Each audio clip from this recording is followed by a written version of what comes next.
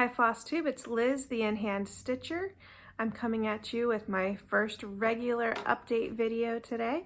I've already uploaded a whip parade last week, and today I'm going to show you some of the things that I have done since then. It's not a whole ton because it's only been a week, but I do have a fully finish, a few whips, a new start. I've got some future things I'd like to work on, and I have some old finishes to show you. So a little bit of everything today. Today is my day off. I volunteer at my kids' private school run by our church. So most days if they're at school, I am there with them. But every once in a while we schedule ourselves a day off. Today is my day off, so I knew that I would be filming a Flosstube today.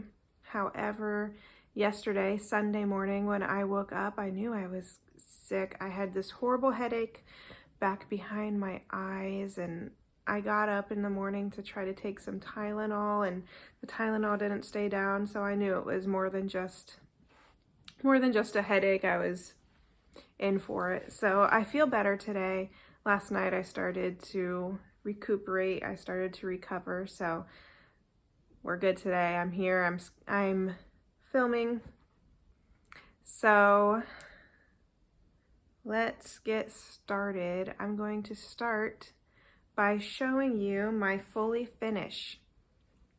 This really cracks me up. I think you're going to like her. This is Lottie Da White Cat.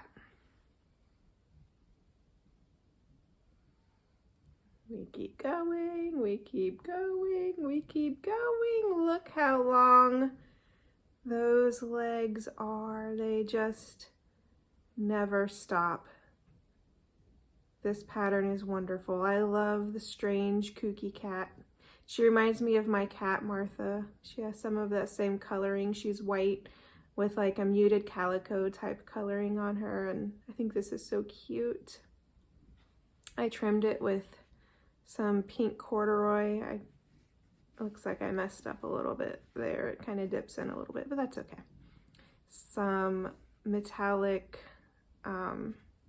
quilting cotton, and also a Lady Dot Creates bow, just to kind of finish it off. There's a little scar on the top where I hand stitched it closed.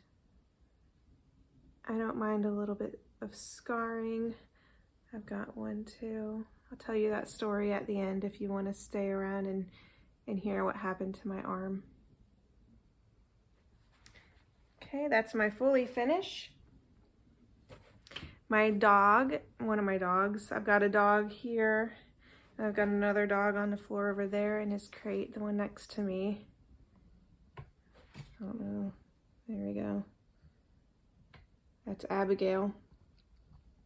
She's a silver sable German Shepherd. She's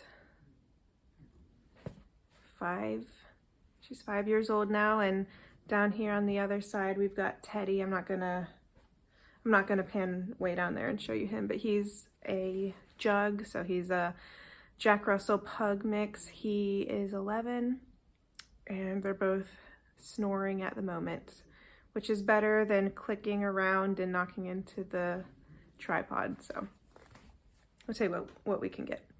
So I also have a finish I want to show you. I showed you my fully finish. This is the Cricut Collection Be Thankful. Last time I showed this to you, I only had this section here to finish. It took me just an evening of stitching to finish that, not too long. My 9-year-old son picked this one out for me to work on. He's suddenly become interested in helping me pick what to work on. So he's picked a few of my whips that I'm going to show you today, and he's already told me he wants to pick the next thing that I work on too, so we'll see. So normally I have this basket and I'll just pick whatever's first in line, and then When I'm done with it, I stick it in the back so then everything rotates and gets about the same amount of attention. And that works really well for me. I like to do that. But I don't mind if my kid wants to participate as well and help me out. I think it's sweet. All right, fully finish. Now whips. The first one I'm going to show you is a new start. This is by Crochet Go Go. The winter sampler. I think this is a new design. I started this a couple days ago, so I only have about a day, maybe a day and a half of work on it. Since I was sick yesterday, I didn't get a whole lot done on it yesterday. But I finished that owl. That was my main goal. I thought the owl, oh, we're over there. The owl was cute. Also got that snowman and some trees. Right here's the halfway. So I'm still working on the first page.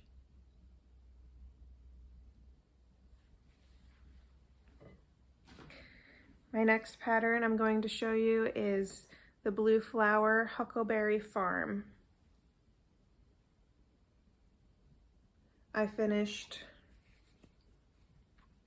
this section here. So I had a page finish.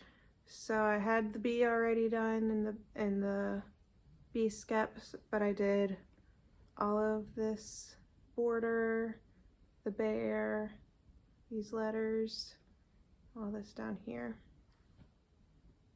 So I'm wondering with that bear and the bee, is he coming for a friendly visit? And if it's not a friendly visit, I'm not sure who I feel worse for. If I feel worse for the bee having his home attacked by the bear, or if I feel worse for the bear because look at the size of that bee. It's bigger than his head. Can you imagine getting stung by that? I don't know. I'll just pretend that they're friends and it was a scheduled visit and he's just saying hi. We've got a bluebird there. This bird here I'm really gonna like. I saw a picture of him and he's really cute. Little chipmunk coming in over there. This house, the color is called Lichen. It's a really beautiful yellow house and another bear in the mountains, hummingbird. Lots to look at on this pattern.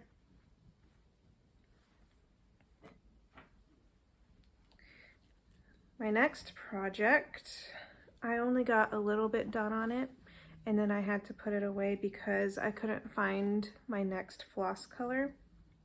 When I come across, when I'm stitching and I come across a color that's missing, I just put the whole thing away. I don't like to pick around, stitch around where there's a missing color. I rather just wait until I have them all and then work on it cohesively. It doesn't work for my brain to skip stitches like that. I like to be able to complete as I go. So here is Aloe. This was a pattern by Stitchline on Etsy. I can't find it anymore. I can't find Stitchline, so I'm not sure if she changed her name or if she's just not in business anymore. Maybe somebody else will know. But I finished right here, and then I went up here and started working, and then I came to a color I didn't have. I'm not sure if my daughter has that floss color, or I don't know. I'm not really sure what else could have happened to it. So Cassidy, if you're watching this, bring me $8.90 back. Cassidy is 11 years old. She was watching my whip parade and got halfway through and says, "Mom, your face looks really red. Why is your face so red and you look sweaty?" So I worked on my lighting a little bit and put some mascara on. So hopefully I'm not as red and sweaty this episode. I'm sure she'll tell me. All right, next pattern. This is Corey Batakori Sunflowers Farm. This is one that my 9-year-old Samuel picked for me to work on. Last time I had worked on this, I put it away because of the same reason I put away aloe. I ran out of a color. I ran out of this yellow 726. I think it's 726. That yellow. I had this little heart to do on this page. I like to page complete when I pick up a project. I'll finish a page as my goal and then put it away and pick out my next one to work on a page. So I had just a little bit until this page was finished. Just this little heart here, and then it finished off that thread on this side of the house. I had a little brown square somewhere to do up here also. So that one was a quick page finish. I like when that happens. I like sitting with my projects for a while too, but some projects I'm more ready to move on from than others, and that was one that I didn't feel like sitting with for days and days. So I just quickly finished the page and then set it aside and pulled out the next one. That was all of my whips for tearing through this quickly.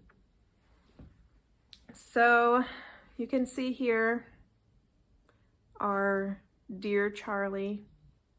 Hopefully that doesn't freak anybody out, having a deer right there. We are a hunting family, and my husband will hunt, and my 9-year-old Samuel loves hunting, fishing, anything outdoors. My 13-year-old son Titus also will go, but it's a little bit more of a hard sell for him. He did get his first deer this fall, so we were proud of him and happy for him to get his first deer. I started doing something new this year. This will probably freak some people out. But normally with our venison, we will grind it up and freeze it and use it as just like ground, in place of ground beef. And it's good that way, and I don't have to buy ground chuck or beef too often. But this year, excuse me, I burped. This year, I decided to try canning it. So I don't know if you've had a whole lot of experience with canning anything or canned meat, but canned meat can look pretty gnarly. However, it is so good and it is so convenient. I'm going to be doing that from now on. I will grind and freeze some because sometimes you want ground meat, but like chunking it up and then canning it once you use that is like a really good pot roast. And it's really easy to use the day of. It makes a perfect Sunday night dinner. Just mash some potatoes and you thicken the broth and then heat up the venison in it, and it's so good and it's so easy. And every time we open one up, it's something that we're all very thankful for. If you want to hear more about my canning, especially this summer once my garden is producing, just let me know and I can share some of that with you as well. If not, I might do it anyway.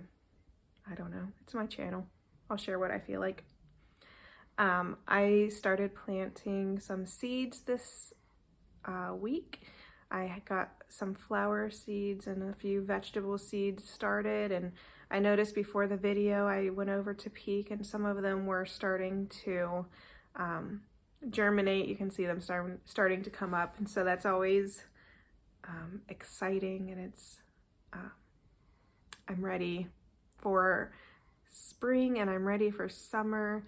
The darkness and the cold and the wind are just really hard for me. I don't love winter, but I have to remember that every day is good, and I need to find ways to be thankful for each day we're given. However, that's easier for me when my garden is producing and when we can open the windows and not have to bundle up when we go outside.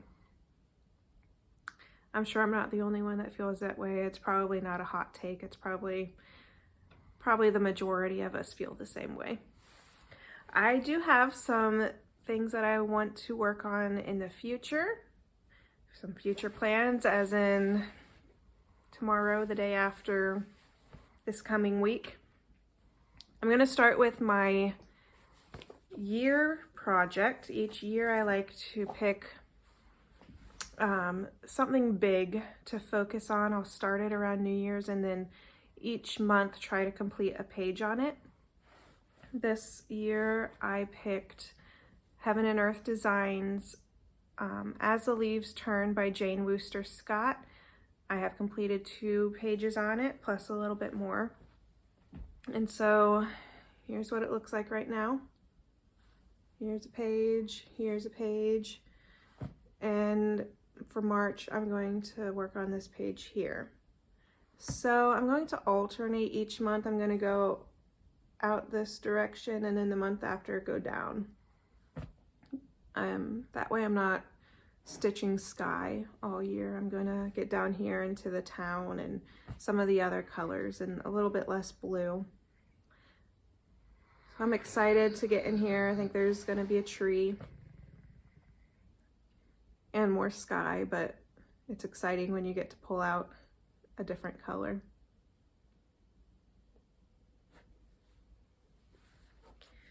I also would like to work on Salute to Abigail. I don't have a whole lot left on this one. Oh, upside down. I only have this section over here, but I'm going to have to pull out my DMC and try to match up these colors because I've run out of some of them. And I didn't use the called for colors. I used some colors that I'm not going to be able to find more of. They were not available in stores. They were kind of one-off threads. But I don't mind necessarily if my threads don't match completely. Some patterns are even made that way, like halfway through the project they'll change the shade of the blue that they use, or so I don't mind. It'll make it look a little bit different than other people's, but that's fine. Here's the whole thing. Down here it says A. Adams, Abigail Adams. My dog Abby here, here she is. I like to name my pets after presidents and their wives. So she's Abigail Adams. My other dog, the Jug, Teddy, he's Teddy Roosevelt. And my cat is Martha Washington. I like history. I like patriotic type things. I'm a patriotic person. like I said, I like history, and I just thought it was fun. So I started that like 10, 12 years ago and stuck with the idea now.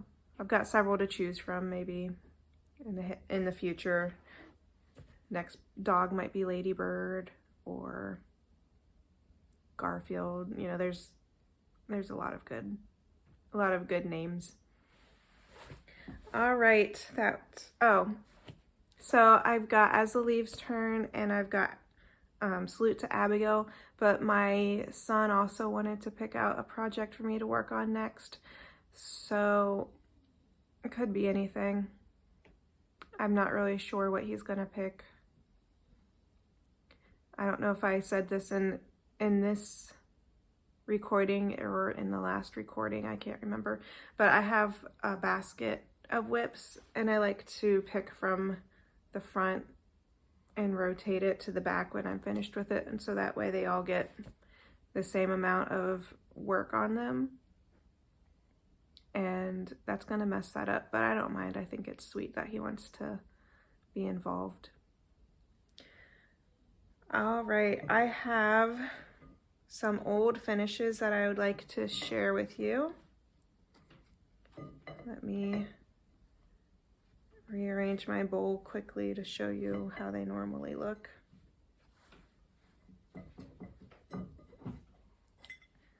A bit like that. I usually have this out somewhere in my house. Right now it's in my living room. Sometimes it's in my bedroom. Most of the things in here are springy, so I thought it was appropriate to share them with you. I'm gonna start with this one. I noticed when I was recording earlier that someone has splattered a mystery substance all over it. I don't know if it's pizza, soup. Hopefully nothing worse than that. I don't know. I have a feeling it's not gonna come off though. So we'll see. I might throw it in the wash and just see what happens. This says the joy of a garden is more than meets the eye. I've got some bees. I don't know if you probably won't be able to see. But the bees have lazy daisy wings and some satin stitched stripes on them. I don't remember who made that pattern. It was a green cardstock pattern, kind of old. I don't know though. Next is a Lizzie Kate. It's called Snug as a Bug, and it has a cute little bee button on it.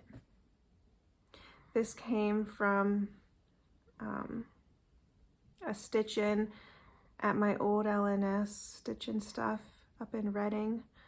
They have since closed, but they used to have monthly stitch-ins, and they would give everyone a pattern and fabric, like a little kit to work on during the night or to take home.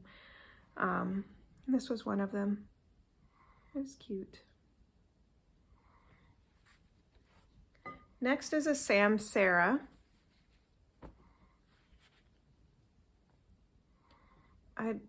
This is from a series, something about home, like coming home, or I don't really know. I don't remember, it's been so long. It has these little buttons on it. They're cute, I like them. How many times will I say cute during this? This has that same pink corduroy that I finished the white cat with, and then this like taupe and cream ticking that I folded in half and used as trim. I didn't love this one when I was stitching it, but once I put it together with the other fabrics, it really set it off for me.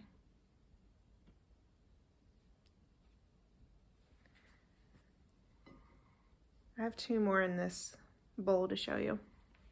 Next one is the Work Basket Quaker Fox. I love these animal, like cutout types of pillows. I think it's adorable. I didn't say cute. Adorable, and when I have nieces or nephews come and visit, sometimes they'll pull them out and play with them, and I don't mind at all. Here's his scar over here. It's actually pretty good. I can't see it too much. Work Basket, Quaker Fox. And the last one I want to show you is Stacy Nash Animal Cracker Primrose. Wasn't sure if I'd remember all that. I used the same silk right here for a bow that I used on my white cat. Some silk trim. The pattern also comes with instructions for a backpack that you can put on her with some carrots to put inside the backpack. I might do that sometime, I'm not sure. She came out a little bit wonkier. I'm not sure how she got wider on this side than on this side in her arms. Something must have gone wrong in the finishing. That's okay. She's still cute. I love the animal crackers. I want to do more of them. I have the French Bulldog one. I think it's Scarlet, I'm not sure. But there are a lot of other ones that I want to get to. Well, that's all of my old finishes for you today. Now I'm going to tell you the story about my scar. So last April, our church took a trip roller skating. I can probably finish my story right there, and you already know what happened. Short story. All right, so we went roller skating with our church, and there were lots of kids skating around. They would fall constantly. They'd be up and down as soon as they were up again, just falling hard over and over and over. And this was for like an hour and a half straight. I was cruising around doing fine for a 32-year-old. I didn't fall. I was fine. Just everyone falling around me. Every once in a while someone would like catch me and like try to grab onto you, and kind of push them off and let them fall on their own, because I don't want to have to fall with them. However, we got to the end of the night, and I was just gonna take like 2 more laps, and I was doing fine, and then I was trying to catch up to some people in front of me and decided to try to skate a little bit faster, and I went around the corner and went down once, and that's all it took. So I was wearing a skirt at the time, and the only thing I was thinking was fall, so that you don't flash anybody. Fall in a way that keeps everything together. And so I did, I think. I don't think I flashed anyone. But when I went down, as soon as I hit, I knew that it wasn't just a simple brush yourself off and get back to it fall. I knew that something was really wrong. So my husband came and helped me up, and I knew my arm was broken. It was wonky. It wasn't straight like it should be. It had a little lump in it and wasn't looking good. So I was sitting there with ice on it, and the owner of the skating rink was having me answer questions so that she could fill out paperwork, and I was just trying not to lose it, just try to be calm, answer the questions, and then drove half an hour or so to the hospital for them to take x-rays. And oh, this story is traumatizing Abby. They took x-rays and gave me a splint, and of course it was over the weekend. I don't remember, I think it's a Saturday night. So the orthopedic was closed, so I had to wait a couple of days until Monday to visit the orthopedic. And when I went there, they looked at the x-rays and told me that it was broken enough that I had to have surgery. So, whoops. So they scheduled surgery for that Friday. I had to do all the normal preliminary tests, the blood work, the COVID test, all that kind of stuff. So I was getting all of that done. I got the results, and the COVID test came back positive. I wasn't sick. I didn't have a sniffle. I didn't have a fever. I'm not really sure why or how it came back positive, maybe from a previous sickness. I don't know how that works. However, because it was positive, they wouldn't do my surgery. I had to wait another 10 days for them to do my surgery on my already broken arm. By the time I had my surgery, it was 2 weeks later, and I had already started to fuse. The bones were fusing together in the broken position. So when when I was having my surgery, they had to like re-break it and put everything in place, and it wasn't a pleasant couple weeks, but it did grow me in different ways. So there are things to be thankful for, even in the hard times. It could have been much worse, or my church family really rallied around us and provided meals for me and my family for weeks, and I had a lot of support. I'm thankful for that. However, a couple days after my surgery, I got my cross stitching back out and made a few stitches, and it wasn't too much longer before I was back to pretty well normal stitching anyways. Every once in a while, if I'm trying to open a jar or pry something up, it'll bother me. Last Saturday we went bowling with some kids from our church, and lifting and swinging that 10-pound bowling ball was a little bit harder than I thought it was going to be. I did feel it some, but I'm young. I'm going to continue living my life, and not really a big deal in the long run. It's just a broken arm. It's healed. I've got some metal in there now, but I'm okay. That's my story. Thank you if you've stuck around until the end.